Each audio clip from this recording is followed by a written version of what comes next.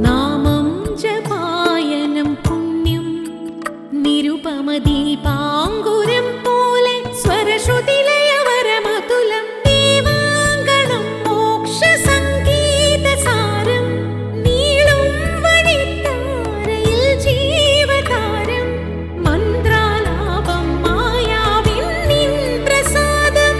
ദീപം ദീപം ദീപം. ഏവർക്കും സന്ധ്യാദീപത്തിലേക്ക് സ്വാഗതം.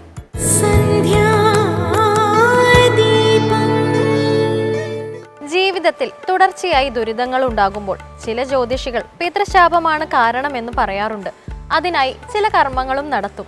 നമുക്ക് മുന്നേ ജീവിച്ചിരുന്ന നമ്മുടെ മുത്തശ്ശന്മാരും മുത്തശ്ശിമാരുമെല്ലാമാണ് ഈ പിതൃക്കൾ.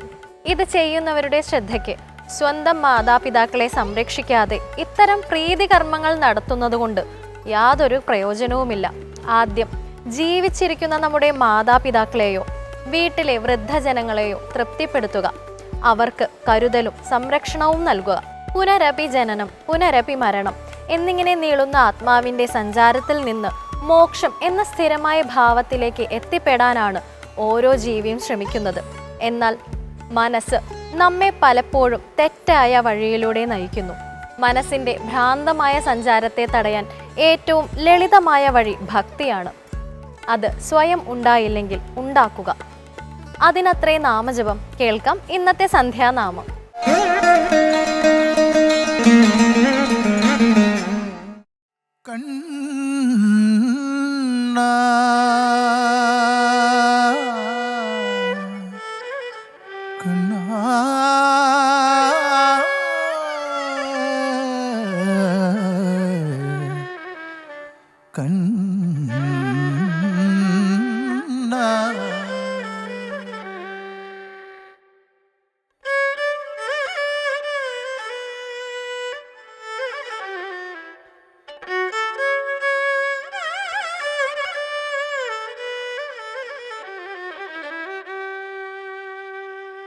കണ്ണാ കണ്ണാ ഓടിവാ താമര കണ്ണാ, കണ്ണാ കണ്ണാ ഓടിവാ താമര കണ്ണാ, കണ്ണാ കണ്ണാ ഓടിവാ താമര കണ്ണാ.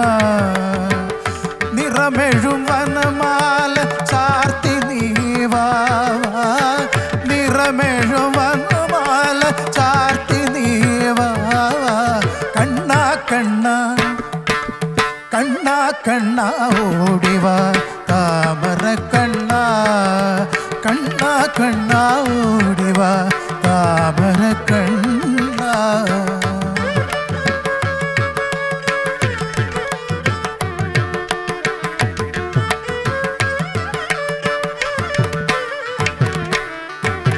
മുടിയിങ്കൽ പീലി ചൂടി പരിചൊടുവാവാ, ഗളതല വിലസിത തുളസി ദളവുമാ.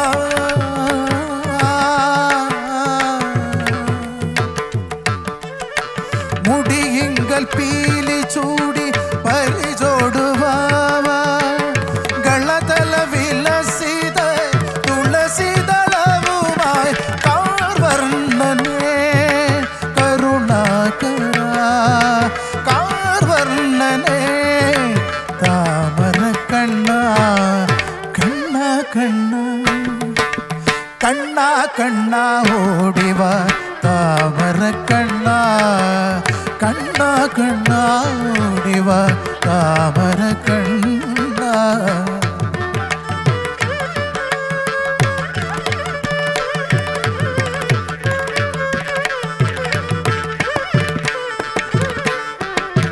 കയ്യിൽ വളമോതിരവും അഴകോലും മുരളിയുമായി വനമാലാധര പീതാംബരധര.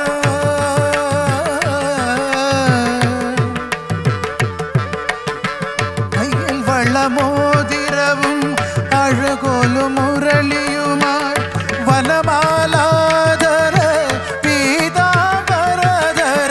കാർവർണ്ണനേ കരുണാകര, കാർവർണ്ണനേ താമര കണ്ണ കണ്ണ കണ്ണ ഓടിവാ താമര കണ്ണ കണ്ണ കണ്ണ ഓടിവാ താമര കണ്ണ.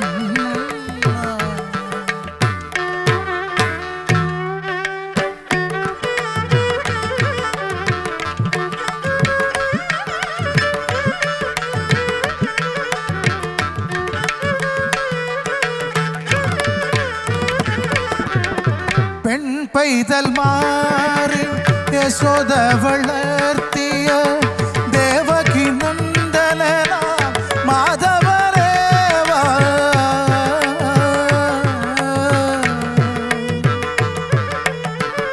പെൺ പൈതൽ മാറി യശോദ വളർത്തിയ ദേവകി നന്ദന മാധവരേവ. കാർവർണ്ണനേ കരുണാകര കാർവർണ്ണനേ കരുണാകര താമര കണ്ണ കണ്ണ കണ്ണ കണ്ണ കണ്ണ ഓടിവാ താമര കണ്ണ കണ്ണ കണ്ണ ഓടിവാ താമര കണ്ണ കണ്ണ.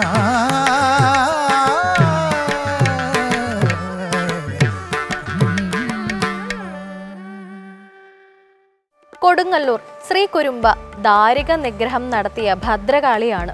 പുരാണവുമായി ബന്ധപ്പെട്ട ദാരിക നിഗ്രഹം കഥ കൊടുങ്ങല്ലൂരുമായി ബന്ധപ്പെട്ടിരിക്കുന്നത് എങ്ങനെയാണ് എന്ന് ഇന്ന് കഥയമമ്മയിലൂടെ വിശദമാക്കുന്നു. എല്ലാവർക്കും ഹൃദയം നിറഞ്ഞ നമസ്കാരം. കഥയമമ്മയുടെ ഇന്നത്തെ അധ്യായത്തിലേക്ക് എല്ലാവർക്കും ഹാർദമായ സ്വാഗതം. കൊടുങ്ങല്ലൂരമ്മയും ദാരികനും തമ്മിലുള്ള യുദ്ധം, ആ കഥയാണ് മലയാളത്തിൻ്റെ നിരവധിയായിട്ടുള്ള അനുഷ്ഠാന കലകൾക്ക് കാരണഭൂതമായിട്ട് വർത്തിച്ചിട്ടുള്ളത്. നമ്മൾ ഇന്ന് കേരളത്തിൻ്റെ പൈതൃകം ഉയർത്തിക്കാണിക്കാനായിട്ട് ഉപയോഗിക്കുന്ന മുടിയേറ്റായിക്കോട്ടെ, കളമെഴുത്തുപാട്ടായിക്കോട്ടെ, കുത്തിയോട്ടായിക്കോട്ടെ, കാളിയൂട്ടായിക്കോട്ടെ, ഇതൊക്കെ തന്നെ അടിസ്ഥാനമാക്കിയിട്ടുള്ളത് കാളിയും ദാരികനും തമ്മിലുണ്ടായിട്ടുള്ള യുദ്ധമാണ്. ആ കഥയാണ് ഇന്നത്തെ അധ്യായത്തിൽ നമ്മൾ അനുസ്മരിക്കുന്നത്. ആ കഥയിലേക്ക് നമുക്ക് കടന്നു ചെല്ലാം. ഈ കഥ പ്രതിപാദിക്കുന്നത് ലിംഗപുരാണത്തിലാണ്. ലിംഗപുരാണത്തിലാണ് ദാരികൻ എന്ന് വിളിക്കപ്പെടുന്ന ഒരു അസുരൻ്റെ കഥയും അവനെ കൊന്ന ഭദ്രകാളിയുടെ ചരിത്രവും പറയപ്പെടുന്നത്. അപ്പോൾ ആ കഥ നമുക്കൊന്ന് പരിചയപ്പെടാം. രണ്ടമ്മമാരിൽ നിന്നാണ് ഈ കഥ തുടങ്ങുന്നത്. ഒരാളുടെ പേര് ദാരുമതി എന്നായിരുന്നു, രണ്ടാമത്തെ ആളുടെ പേര് ദാനവതി എന്നായിരുന്നു. ഈ ദാരുമതിയും ദാനവതിയും ബ്രഹ്മദേവൻ്റെ വലിയ ഭക്തകളായിരുന്നു. അവർ ബ്രഹ്മദേവനെ പ്രാർത്ഥിച്ച് വരം വാങ്ങി അതിശക്തരായിട്ടുള്ള 2 മക്കളെ തങ്ങൾക്ക് വേണം. അങ്ങനെ ദാരുമതിയുടെ മകനായിട്ട് ദാരികൻ എന്ന് പറയുന്ന അസുരനും ദാനവതിയുടെ മകനായിട്ട് ദാനവൻ എന്ന് പറയുന്ന അസുരനും ജന്മമെടുക്കുന്നു. ഇവർ രണ്ടുപേരും ആദ്യം ഇവരുടെ പരാക്രമണങ്ങളൊക്കെ തുടങ്ങി, ദേവലോകത്തെ ആക്രമിച്ചു. അതിലൊക്കെ അവർ പരാജയപ്പെടുകയാണ് ഉണ്ടായത്. ഈ സമയത്ത് അവർക്കൊരു ബുദ്ധി തോന്നിയത് ബ്രഹ്മദേവനെ പ്രാർത്ഥിക്കാം. ബ്രഹ്മദേവനെ പ്രാർത്ഥിച്ച് ഒരു വരം നേടിക്കഴിഞ്ഞാൽ തങ്ങളെ പരാജയപ്പെടുത്താൻ ആർക്കും സാധിക്കില്ല എന്ന് മനസ്സിലാക്കിയ ഈ 2 സഹോദരന്മാരായിട്ടുള്ള അസുരന്മാർ അവർ ബ്രഹ്മാവിനെ തപസ് ചെയ്യാൻ തുടങ്ങി. തപസ്സിൻ്റെ മൂർധന്യാവസ്ഥയിൽ പ്രപഞ്ചം മുഴുവൻ ചുട്ടുപൊള്ളാൻ തുടങ്ങി. ഗത്യന്തരമില്ലാണ്ട് ബ്രഹ്മാവ് ഇവരുടെ 2 പേരുടെയും മുമ്പിൽ പ്രത്യക്ഷപ്പെട്ട് ചോദിച്ചു, എന്ത് വരാണ് വേണ്ടത്? അവർക്കറിയാം അമരത്വം ചോദിച്ചാൽ കിട്ടില്ല. പിന്നെ എന്താണ് ചോദിക്കാനുള്ള വഴി? അമരത്വം കിട്ടുകയും വേണം, എന്നാൽ പ്രത്യക്ഷത്തിൽ അത് ചോദിച്ചതായിട്ട് ബ്രഹ്മാവിന് തോന്നാനും പാടില്ല. അങ്ങനെ അവർ ചോദിച്ച വരം എന്ന് പറയുന്നത് സ്ത്രീ പുരുഷ സംയോഗത്തിലൂടെ അല്ലാതെ ഉണ്ടാവുന്ന ഒരു പെണ്ണിനെ കൊണ്ട് മാത്രമേ ഞങ്ങൾക്ക് മരണം സംഭവിക്കാൻ പാടുള്ളൂ എന്നാണ്. അത്രയധികം വില കുറച്ച് കണ്ടു സ്ത്രീയെ. ഒരു സ്ത്രീ എന്ന് പറയുന്ന ഒരു വിഭാഗത്തിൽപ്പെട്ട ആൾ, ഒരു സ്ത്രീ എന്ന് പറയുന്ന ജന്മത്തിന് കൊടുക്കേണ്ട പരിഗണനയോ ബഹുമാനമോ ഒട്ടും തന്നെ കൊടുക്കാത്തവരായിരുന്നു ഈ 2 അസുരന്മാരും എന്ന് ആ വരം വാങ്ങിയതിൽ നിന്ന് നമുക്ക് മനസ്സിലാക്കാൻ സാധിക്കും. അങ്ങനെ വരപ്രാപ്തിയുടെ ഒപ്പം തന്നെ ബ്രഹ്മദണ്ഡ് എന്ന് പറയുന്ന ഒരു ആയുധവും ബ്രഹ്മമന്ത്രം എന്ന് പറയുന്ന ഒരു മന്ത്രവും കൂടി അത് സ്വായത്താക്കി. ഇത് 2ഉം കയ്യിലുള്ള സമയത്ത് ഒരാൾക്കും നിങ്ങളെ വധിക്കാൻ സാധിക്കില്ല എന്നുള്ളൊരു അനുഗ്രഹം കൂടി ബ്രഹ്മാവ് കൊടുത്തു എന്നാണ്. ഈ വരങ്ങളൊക്കെ കിട്ടിയതോടുകൂടി പൂർവാധികം ശക്തിയോടുകൂടി രണ്ടുപേരൂടെ ചേർന്ന് ദേവന്മാരെ ആക്രമിക്കുന്നു, ദേവലോകത്തെ കീഴ്പ്പെടുത്തുന്നു. ഭൂമിയിൽ മുഴുവൻ അവരുടെ ഒരു അപ്രമാദിത്വമാണ് പിന്നീടുള്ള കാലം മുഴുവൻ കണ്ടത്. യാഗങ്ങൾ ചെയ്യാൻ സമ്മതിക്കുന്നില്ല, ഹോമങ്ങളൊക്കെ തന്നെ വന്ന് മുടക്കുന്നു, സത്സംഗങ്ങൾ ചെയ്യുന്ന ആൾക്കാരെ ഓടിക്കുന്നു, സാധുക്കളായിട്ടുള്ള ആൾക്കാരെ മുഴുവൻ വധിക്കുന്നു. ഇങ്ങനെ അധർമ്മം കൊടികൊണ്ട സമയത്ത് ദേവന്മാരും ഈ മുനിമാരും എല്ലാവരും കൂടെ ചേർന്ന് വൈകുണ്ഠത്തിൽ ചെന്ന് ഭഗവാൻ നാരായണനോട് സഹായം അഭ്യർത്ഥിച്ചു. ഭഗവാൻ പറഞ്ഞു, ഇദ്ദേഹത്തിന് ഈ ബ്രഹ്മാവിൻ്റെ വരമുള്ളതുകൊണ്ട് എനിക്ക് ഇതിൽ ഇടപെടുന്നതിൽ പരിമിതികളുണ്ട്. നമുക്ക് എല്ലാവർക്കും കൂടെ ചെന്ന് കൈലാസത്തിൽ പോയി ഭഗവാൻ ശ്രീ പരമേശ്വരനെ ആരാധിക്കാം. അദ്ദേഹം വിചാരിച്ചാൽ മാത്രമേ ഇതിൽ നിന്നൊരു മോചനം നമുക്കുണ്ടാവുള്ളൂ എന്നാണ്. അങ്ങനെ എല്ലാവരും കൂടെ ചേർന്ന് കൈലാസത്തിൽ പോയി ഭഗവാനെ പ്രാർത്ഥിക്കുന്നു. ഭഗവാൻ ആ വിഷമം മനസ്സിലാക്കിയ മഹാദേവൻ തൻ്റെ ആ മുഴുവൻ ചൈതന്യത്തെയും കടഞ്ഞെടുത്തുകൊണ്ട് ഒപ്പം തന്നെ ചില ദേവതമാരുടെ ഒരു ചൈതന്യങ്ങളും കൂടെ സ്വാംശീകരിച്ച് 6 ദേവതകളെ സൃഷ്ടിച്ചു എന്നാണ്. 6 7 പറയാറുണ്ട്. സപ്തമാതൃക്കൾ എന്ന് വിളിക്കപ്പെടുന്ന ആ മാതൃക്കൾ ആരൊക്കെയാണ്? ബ്രാഹ്മി, വൈഷ്ണവി, കൗമാരി, മാഹേശ്വരി, വാരാഹി, ഇങ്ങനെ തുടങ്ങിയിട്ടുള്ള 7ഓളം ദേവതകളെ അദ്ദേഹം സൃഷ്ടിച്ചു എന്നും ഈ ദാരികനോടും ദാനവനോടും യുദ്ധം ചെയ്യാനായി ഈ മാതൃക്കൾ ഇറങ്ങി പുറപ്പെടുകയും ചെയ്തു. ശക്തമായിട്ടുള്ള യുദ്ധം നടന്നു. ദാനവൻ എന്ന് പറയുന്ന സഹോദരനായിട്ടുള്ള അസുരനെ മാതൃക്കൾ വധിച്ചു. പക്ഷെ ദാരികനെ വധിക്കാൻ മാതൃക്കൾക്ക് സാധിച്ചില്ല. ദാരികന്റെ ഓരോ തുള്ളി ചോരയിൽ നിന്നും 1000 ദാരികന്മാരുണ്ടായി എന്നാണ്. ഈ സമയത്താണ് ഭഗവാൻ മഹാദേവൻ തൻ്റെ തൃക്കണ്ണിൽ നിന്ന് ഭദ്രകാളിയെ ജനിപ്പിക്കുന്നത്. ശിവപുത്രിയായിട്ടുള്ള ആ ഭദ്രകാളിക്ക് ഭഗവാൻ തൻ്റെ ഗണങ്ങളെ മുഴുവൻ വിട്ടു നൽകുന്നു. പള്ളിവാള് ആയുധമായിട്ട് നൽകുന്നു. വേതാളം എന്ന് പറയുന്ന പിശാചിനെ വാഹനമായിട്ട് നൽകുന്നു. പോയി ദാരികനെ കൊന്നുവരാൻ ഭദ്രകാളിയോട് ഭഗവാൻ കൽപ്പിക്കുന്നു. അങ്ങനെയാണ് ദാരികനും ഭദ്രകാളിയും തമ്മിലുള്ള യുദ്ധം തുടങ്ങുന്നത്. പോരിന് വാട ദാരിക വീര എന്ന് പറയുന്ന ദേവിയുടെ ആ യുദ്ധത്തിനുള്ള വിളി കേട്ട് ദാരികന്റെ പുരി മുഴുവൻ കിടുകിടാ വിറച്ചു എന്നാണ്. പക്ഷെ അപ്പോഴും ദാരികന്റെ ഭാര്യയ്ക്ക് മാത്രം അറിയുന്ന, മനോദരി എന്ന് വിളിക്കുന്ന ആ ഭാര്യയ്ക്ക് മാത്രം അറിയുന്ന ബ്രഹ്മമന്ത്രം കയ്യിലില്ലാത്തത് കൊണ്ട് കാളിക്ക് ദാരികനെ മുഴുവനായിട്ട് കീഴ്പ്പെടുത്താൻ സാധിച്ചില്ല. ആ സമയത്താണ് ശ്രീപാർവതിയുടെയും സരസ്വതിയുടെയും സഹായത്തോടു കൂടി ഒരു ചതിപ്രയോഗത്തിലൂടെ മനോദരിയിൽ നിന്ന് ബ്രഹ്മമന്ത്രം മോഷ്ടിക്കപ്പെടുകയും അത് കാളിക്ക് ലഭിക്കുകയും ചെയ്തു എന്നാണ്. അതോടുകൂടി ശക്തി മുഴുവൻ ചോർന്നു പോയ ദാരികനെ ദേവി ഈ ലോകങ്ങൾ മുഴുവൻ ഇട്ട് ഓടിക്കുന്നു. അവസാനം ദേവിയുടെ നാക്കിലേക്ക് ദാരികൻ വന്ന് നടന്ന് കയറി എന്നാണ്. ആ സമയത്ത് ആ ദാരികന്റെ നെഞ്ചിൽ ചവിട്ടിപ്പിടിച്ച് പള്ളിവാളുകൊണ്ട് ദേവി ദാരികന്റെ തല അങ്ങോട്ട് വറുത്തെടുത്ത് ആ ദേവിയുടെ തൃക്കൈയിൽ അത് പിടിച്ചു എന്നാണ്. അത് പിടിച്ചുകൊണ്ട് ആനന്ദ താണ്ഡവമാടിക്കൊണ്ട് ദേവി കൈലാസത്തിലേക്ക് പോയി. ദാരികന്റെ ഒരു തുള്ളി ചോര പോലും ഭൂമിയിൽ വീഴാൻ സമ്മതിച്ചില്ല. വേതാളവും ദേവിയുടെ ഗണങ്ങളും ദേവിയും സ്വയം ആ രക്തം മുഴുവൻ പാനം ചെയ്തു എന്നാണ്. ഇങ്ങനെയാണത്രേ ദാരികനെ സാക്ഷാൽ ഭഗവതി ആ ഭദ്രകാളി വധിച്ചത്. ആ വധിച്ച ഭദ്രകാളിയുടെ രൂപമായിട്ടാണ് കൊടുങ്ങല്ലൂർ അമ്മയെ നമ്മൾ സങ്കല്പിക്കുന്നത്. ഞാൻ നേരത്തെ പറഞ്ഞു, അശ്വതി കാവ് തീണ്ടൽ എന്ന് പറയുന്നത് ദേവിയുടെ ദാരികവധത്തിന് ശേഷമുള്ള ആ വിജയാഘോഷമാണ്. ഒപ്പം ഒരു കാര്യം കൂടെ പറഞ്ഞ് അവസാനിപ്പിക്കാം. ഈ മനോദരി എന്ന് വിളിക്കുന്ന ഈ പറയുന്ന ദാരികന്റെ ഭാര്യയാണത്രേ കൊടുങ്ങല്ലൂരിൽ നമ്മൾ പോയി തൊഴുന്ന വസൂരിമാല എന്ന് വിളിക്കപ്പെടുന്ന ദേവിക്ക് വസൂരി നൽകിയ ആ ദേവത. എന്തു തന്നെ ആയാലും ഈ കഥകളുടെ ഒക്കെ പശ്ചാത്തലത്തിൽ നമ്മൾ ഇന്ന് അനുഷ്ഠിച്ചു പോരുന്ന പടയണിയോ ദാരികാവധം പാട്ടോ കളമ്പാട്ടോ മുടിയേറ്റോ എന്തു തന്നെ ആയിക്കൊള്ളട്ടെ, അതിൻ്റെയൊക്കെ അടിസ്ഥാനമായിട്ടുള്ള ഈ ദാരികനും ഭദ്രകാളിയും തമ്മിലുള്ള യുദ്ധത്തിൻ്റെ ഈ കഥയാണ് കൊടുങ്ങല്ലൂർ ക്ഷേത്രത്തിൻ്റെ ഉൽപ്പത്തിയായിട്ട് ഒരു ഭാഗത്ത് പറഞ്ഞു പോരുന്നത്. മറ്റൊരു കഥ കൂടി ആ ക്ഷേത്രത്തിൻ്റെ പിറവിക്ക് പുറകിലുണ്ട്.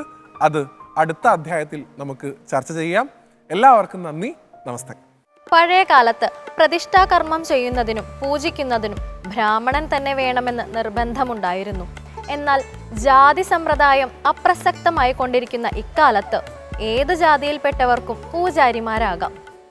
മന്ത്രതന്ത്രാദികളിലുള്ള അറിവ്, ഭക്തി, ആത്മാർത്ഥത, സ്നേഹം, ദയ, ആത്മനിയന്ത്രണം, അർപ്പണബോധം ഇവയെല്ലാം ഒത്തുചേരുന്ന ആർക്കും പൂജാരിമാരാകാം. ഇനി ഇന്നത്തെ ദീപാരാധന കാഴ്ചയ്ക്കായി ക്ഷേത്രാങ്കണത്തിലേക്ക് പോകാം.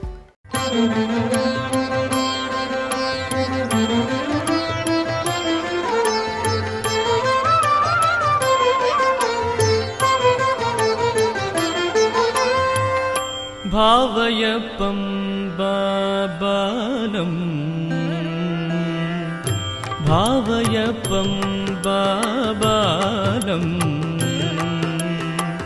പരമാനന്ദമുദാരശീലം ഭാവയപ്പം ബാലം.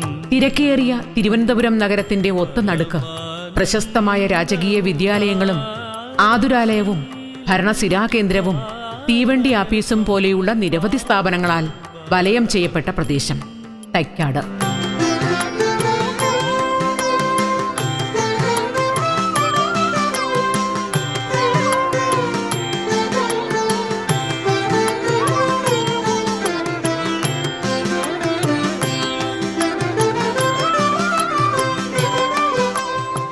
ശ്രീനാരായണ ഗുരുദേവനും ചട്ടമ്പിസ്വാമികൾക്കും യോഗഗുരുവായി വർത്തിച്ച അയ്യാഗുരുവിന്റെ പേരിനൊപ്പം പ്രശസ്തിയാർജിച്ച സ്ഥലം. സംഗീത ലോകത്തെ പ്രശസ്തരായ പ്രൊഫസർ ഓമനക്കുട്ടിയും എം ജി രാധാകൃഷ്ണനും എം ജി ശ്രീകുമാറും മറ്റനേകം സംഗീതജ്ഞരും ചേർന്ന് സംഗീത സാന്ദ്രമാക്കിയ പ്രദേശം. ഇവിടെയാണ് തൈക്കാട് ശ്രീ ധർമ്മശാസ്താക്ഷേത്രം സ്ഥിതി ചെയ്യുന്നത്. നീലാംബരധരം നീലകുന്തളം പരം മോഹിനി വാരസുതം പൂർണ്ണ പുഷ്കലനാഥം. തികച്ചും കേരളീയ വാസ്തുവിദ്യയിൽ പണികഴിപ്പിച്ച ഗംഭീരമായ ക്ഷേത്രം. ക്ഷേത്രമതിൽക്കെട്ടിന്റെ വാതായനം കടന്ന് അകത്തേക്ക് പ്രവേശിച്ചാൽ തികച്ചും പ്രശാന്ത സുന്ദരമായ ഗ്രാമാന്തരീക്ഷം. ശക്രാദിദേവഗണ വന്ദിത ചരണം ശങ്കരാത്മജം വൈരമാലാഭരണം. അനേകം നൂറ്റാണ്ടുകൾക്ക് മുമ്പ് കുറ്റിക്കാടുകൾ നിറഞ്ഞ ഒരു പ്രദേശമായിരുന്നു ഇതെന്നും അതിനു സമീപം താണജാതിക്കാരായി കണക്കാക്കപ്പെട്ടിരുന്ന ഒരു കുടുംബം താമസിച്ചിരുന്നുവെന്നും അവരുടെ വളർത്തു പശു ഈ കാട്ടുപ്രദേശങ്ങളിൽ മേഞ്ഞു നടന്നിരുന്നുവെന്നുമെല്ലാം കഥയുണ്ട്. അന്നത്തെ നാടുവാഴിയുടെ വെടിയേറ്റ് വളർത്തു പശു മരിക്കാനിടയായി. പശ്ചാത്താപ വിവശനായ ആ നാടുവാഴി ആ കുടുംബത്തിനു വേണ്ട സഹായം ചെയ്യാൻ തയ്യാറായി. ആ കുറ്റിക്കാട്ടിലെ ഒരു പനച്ചുവട്ടിൽ വച്ചാരാധന ഉണ്ടായിരുന്ന ഗൃഹനാഥൻ അവിടെ ഒരു ക്ഷേത്രം കിട്ടിയാൽ കൊള്ളാമായിരുന്നുവെന്ന് രാജാവിനോട് അപേക്ഷിച്ചു. അങ്ങനെയാണ് ഈ പ്രദേശത്ത് ആദ്യമായി ഒരു ക്ഷേത്രമുണ്ടായത് എന്ന് ഒരു ഐതിഹ്യം നിലവിലുണ്ട്. ഹരിയും പുരഹരനും തിരുവിളയാടിയ നാളി ഒരു തേജസിൽ ഉരുവാകിയ ശബരിഗിരിവാസിൻ മമ മാനസവിരുൾ ചൂഴ്കയിൽ ഒളിയാവുക ചേരിൽ മധുസൂദന സുതതാവക ശരണം മമ ശരണം. ക്ഷേത്രനിർമ്മിതിക്ക് വേണ്ടി നടന്ന പ്രശ്നചിന്തയിൽ പഴയകാലത്ത് ഒരു സിദ്ധൻ ഇവിടെ താമസിച്ച് സമാധിയായിട്ടുണ്ട് എന്ന വിവരവും അറിയാൻ കഴിഞ്ഞിട്ടുണ്ട്. അങ്ങനെ എന്തുകൊണ്ടും ഈ സ്ഥലം ഒരു പുണ്യസ്ഥാനമാണെന്ന് തെളിയുകയുണ്ടായി. കുളിരം വിളി തൊഴുമേ തവ മുഖമുജ്വല ദീപ്തം തളിർമാലകൾ വാഴ്ത്തും തവ ചരണാമൃത സൂക്തം അജലങ്ങളിലുയരും വിളിയറിയും പരഗുപ്തം അജിരാൽ പരകഥനങ്ങളിൽ അലിയും മൃദുചിത്തം. വനഭൂമിയുമായി ബന്ധപ്പെട്ട് ജീവിക്കുന്ന ജനവിഭാഗത്തിന്റെ ആരാധനാമൂർത്തിയായിരുന്നു ശാസ്താവ് എന്നതുകൊണ്ട് തന്നെ ഇവിടെ പൂർണ്ണ പുഷ്കല സമേതനായ ശാസ്താവ് എന്ന തരത്തിലാണ് ദേവനെ പ്രതിഷ്ഠിച്ചിരിക്കുന്നത്. മോഹിനി വാരസുതം പൂർണ്ണ പുഷ്കലനാഥം നീലാംബരധരം നീലകുന്തളം പരം മോഹിനി വാരസുതം പൂർണ്ണ പുഷ്കലനാഥം. കുടുംബം ഇല്ലാതായതോടെ ക്ഷേത്രം രാജവംശത്തിന്റെയും നാട്ടുകാരുടെയും കൂട്ടുത്തരവാദിത്വത്തിൽ ആയി. പത്മനാഭസ്വാമി ക്ഷേത്രം പണി നടക്കുന്ന കാലഘട്ടത്തിൽ അതിനായെത്തിയ പണിക്കാർ താമസിച്ചിരുന്നത് ഈ ക്ഷേത്ര പരിസരത്താണ് എന്നാണ് വിശ്വാസം. ഈ വിശ്വാസത്തിന്റെ അടിസ്ഥാനത്തിൽ നോക്കിയാൽ പത്മനാഭസ്വാമി ക്ഷേത്രത്തിന്റെ ഉൽപ്പത്തിക്ക് വളരെ മുൻപേ തന്നെ ഇവിടെ ഈ ക്ഷേത്രം നിലനിന്നിരുന്നു എന്ന് പറയാം. കാലക്രമത്തിൽ ഘട്ടം ഘട്ടമായി നടന്ന പുനരുദ്ധാരണ പ്രവർത്തനങ്ങളിൽ ഇവിടം ഒരു മഹാക്ഷേത്രമായി മാറുകയായിരുന്നു. മഴമേഘ മനോഹാരിത ചൊരിയുന്നൊരു ചിക്കുരം കരിവണ്ടുകൾ കളിയാടിയ മിഴിയാമരവിന്ദം മണിമഞ്ജുള മകുടം. ശാസ്താസങ്കല്പത്തിൽ നിരവധി ഭാവങ്ങളുണ്ട്. കുളത്തൂപ്പുഴയിൽ ബാലകനും ആര്യങ്കാവിൽ കുമാരനും അച്ചൻകോവിലിൽ ഗൃഹസ്ഥനായും ശബരിമലയിൽ ധ്യാനനിരതനായ യോഗസമാധിയിലും കുടികൊള്ളുന്ന ദേവൻ ഇവിടെ മറ്റൊരു ഭാവത്തിലാണ് കുടികൊള്ളുന്നത്.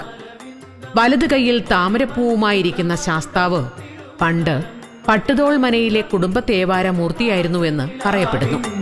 ഒഴുകും തിരുകണ്ഠം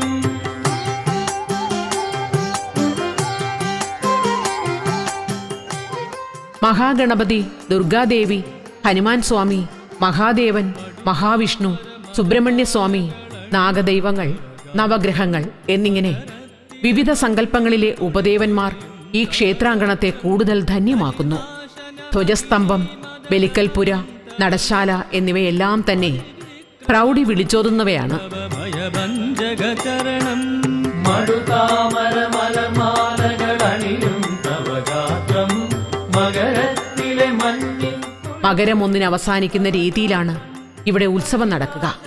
എങ്കിലും വിനായക ചതുർത്ഥി, വൃശ്ചിക മാസത്തിലെ മണ്ഡലച്ചിറപ്പ്, നവരാത്രി പൂജ എന്നിവയെല്ലാം ഇവിടെ വിശേഷ ദിവസങ്ങളാണ്. ഗൃഹസ്ഥാശ്രമിയായ ശാസ്താവാണ് ഇവിടെ കുടികൊള്ളുന്നത്. അതിനാൽ ഇവിടുത്തെ സന്ദർശനം കുടുംബ അഭിവൃദ്ധി ഉണ്ടാക്കും എന്നാണ് വിശ്വാസം. കനകദ്യുതിയൊഴുകും തവ കരകങ്കണരണനം മുഖപങ്കജമനനം ഭവനസഞ്ജയ. ആയിരക്കണക്കിന് നീരാഞ്ജനമാണ് ശനിയാഴ്ച ദിനങ്ങളിൽ ഇവിടെ നടക്കുക.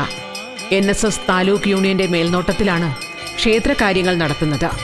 അപൂർവമായി മാത്രം തെക്കൻ കേരളത്തിൽ നടത്തിയിട്ടുള്ള അയ്യപ്പൻ തീയാട്ടടക്കം ശാസ്താവിന്റെ ആരാധനയുമായി ബന്ധപ്പെട്ട അനുഷ്ഠാന കലകൾക്ക് വേദിയായിട്ടുണ്ട് ഈ പുണ്യസങ്കേതം. ഹരിവരാസനം വിശ്വമോഹനം ഹരിദധീശ്വരം ആരാധ്യപാദുകം ഹരിവിമർദ്ദനം നിത്യനർത്തനം ഹരിഹരാത്മജം ദേവമാശ്രയേ.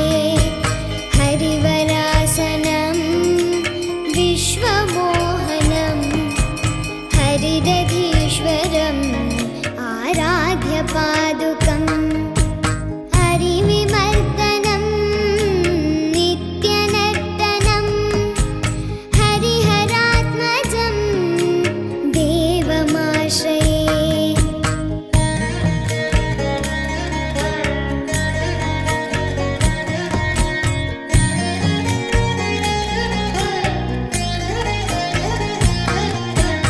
ശരണകീർത്തനം ഭക്തമാനസം ഭരണലോലപം നർത്തനാലസം അരുണഭാസുരം ഭൂതനായകം ഹരിഹരാത്മജം ദേവമാശ്രയേ.